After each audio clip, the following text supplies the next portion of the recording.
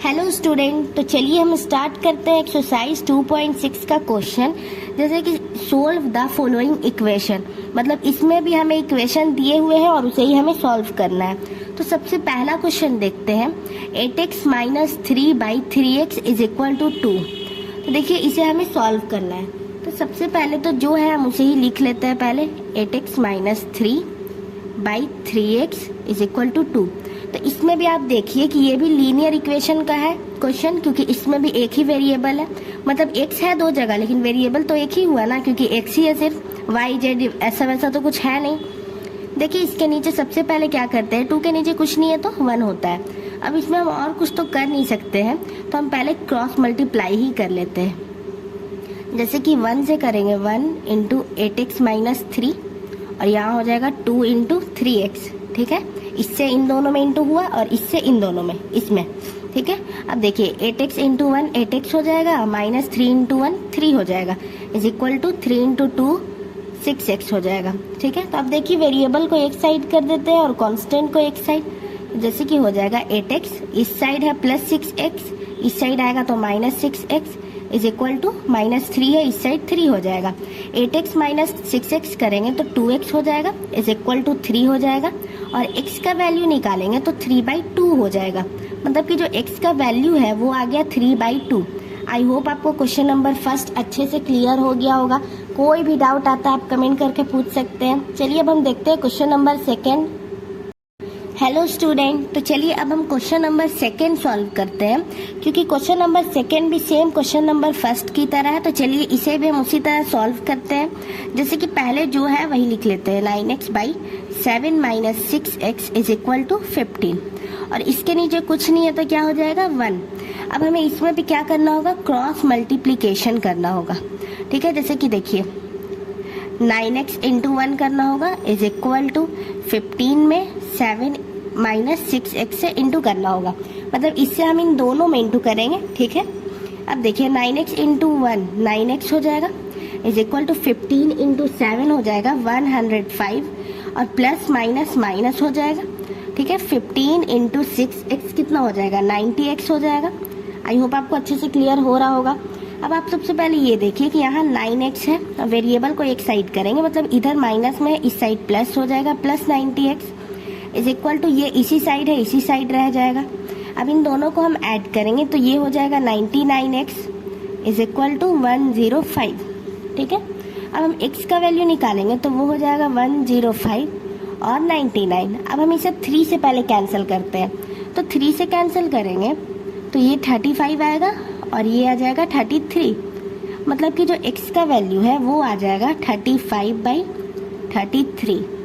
I hope आपको इसका second question भी अच्छे से क्लियर हो गया होगा। हेलो स्टूडेंट, तो चलिए अब हम क्वेश्चन नंबर 3 सॉल्व करते हैं। देखिए क्वेश्चन नंबर 3 है z/z plus 15 is equal to 4/9। तो इसमें भी आप देखिए कि वेरिएबल एक ही है, बस z। ठीक है, तो चलिए इसे भी हम सॉल्व करते हैं। तो इसे भी पहले एज इट इज लिख लेते हैं, जैसे कि z/z plus 15 is equal to 4/9। अब हम इसमें क्या करेंगे कि सबसे पहले क्रॉस मल्टीप्लाई कर लेंगे। ठीक है, जैसे कि 9 इंटू जेड हो जाएगा इज इक्वल टू 4 में z प्लस 15 दोनों से इंटू करेंगे। ठीक है, देखिए 9 इंटू जेड करेंगे तो 9z हो जाएगा, is equal to 4 into z 4z हो जाएगा, प्लस 15 इंटू 4 हो जाएगा 60। ठीक है, तो चलिए वेरिएबल को एक साइड कर देते हैं और कांस्टेंट को एक साइड। ठीक है, जैसे कि देखिए 9z हो जाएगा और इधर प्लस 4z है, इस साइड आएगा तो माइनस 4z हो जाएगा और इज इक्वल टू 60 हो जाएगा। ठीक है, अब हम 9z माइनस 4z करेंगे तो 5z हो जाएगा और इज इक्वल टू 60 हो जाएगा। अब आई होप आपको अच्छे से क्लियर हो रहा होगा। चलिए अब हम z का वैल्यू निकालते हैं, तो 60/5। यहाँ देखिए आप इंटू में है और इस साइड आएगा तो डिवाइड में हो जाएगा, तो 5 से हम कैंसिल करेंगे 60 12 टाइम में, तो जो z का वैल्यू है वो आ जाएगा हमारा 12। आई होप आपको ये क्वेश्चन नंबर 3 अच्छे से क्लियर हो गया होगा। अगर कोई भी डाउट आता है क्वेश्चन नंबर 3 में तो आप कमेंट कर सकते हैं। हेलो स्टूडेंट, तो चलिए अब हम क्वेश्चन नंबर 4 सॉल्व करते हैं। क्वेश्चन नंबर 3 तक तो हमने सॉल्व कर लिया है। जैसे कि देखिए क्वेश्चन नंबर 4 है 3y plus 4 by 2 minus 6y is equal to minus 2/5। इसे हमें सॉल्व करना है। तो इसमें आप देख रहे हैं पहले जो है एज इट इज वही हम उतार लेते हैं। जैसे कि 3y plus 4 by 2 minus 6y is equal to minus 2/5। अब हम इसमें क्या करते हैं, अब हमें इसमें क्रॉस मल्टीप्लाई करना है। ठीक है, तो इसमें हम क्रॉस मल्टीप्लाई कर लेते हैं। जैसे कि 5 से इन दोनों में इंटू करेंगे 3y plus 4 is equal to minus 2 into 2 minus 6y। ठीक है,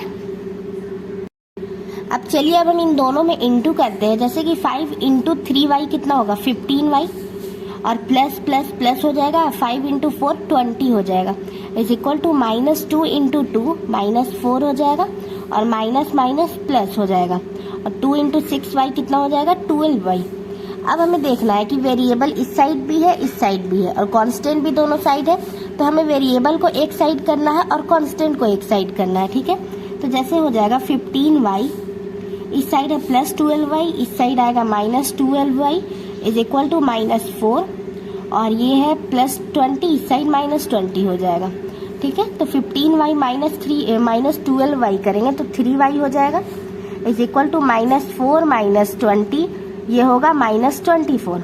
आई होप आपको अच्छे से क्लियर हो रहा होगा।